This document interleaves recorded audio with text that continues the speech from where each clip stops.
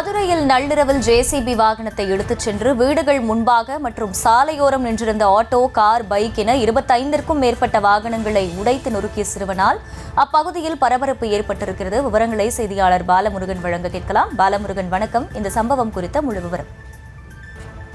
நிச்சயமாக மதுரை மாநகர் செல்லூர் பகுதியில் 17 வயது சிறுவன் நள்ளிரவில் ஜேசிபி வாகனத்தை எடுத்துச் சென்று செல்லூர் 50 அடி சாலையில் இருந்து கண்மாய்க்கரை சாலை வரை 1/2 கிலோமீட்டர் தூரத்திற்கு சாலையோரம் மற்றும் வீட்டின் முன்பாக மற்றும் சாலையோரங்களில் நிறுத்தப்பட்டிருந்த கார், சேர் ஆட்டோக்கள், பைக்குகள் என 25க்கும் மேற்பட்ட வாகனங்களை நொறுக்கியதால் வாகனங்கள் முழுவதும் சேதமடைந்து வாழ்வாதாரத்தை இழந்து தவித்து வரும் அப்பகுதி பொதுமக்கள் பாதித்து வருகிறார்கள்.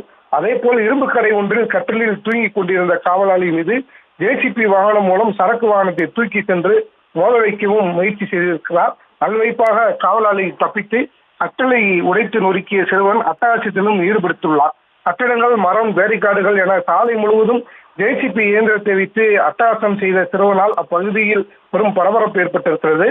பொதுமக்கள் துரத்தி சென்ற நிலையிலும் தொடர்ந்து ஜேசிபி வாகனத்தை இயக்கியவாறு வாகனங்களை சேதப்படுத்திய சிறுவனால் ஆட்டோக்கள் மீது மோதி நின்ற நிலையில் சிறுவனை பிடித்து காவல் நிலையத்தில் அப்பகுதி பொதுமக்கள் ஒப்படைத்திருக்கிறார்கள். புகார் அளிக்கப்படாத நிலையில் சிறுவனிடம் காவல்துறையினர்கள் விசாரணை நடத்தி வருகிறார்கள். மது, கஞ்சா, எந்த வகையான போதையில் சிறுவன் இது போன்ற செயல்களில் ஈடுபட்டார் என்பது குறித்தும்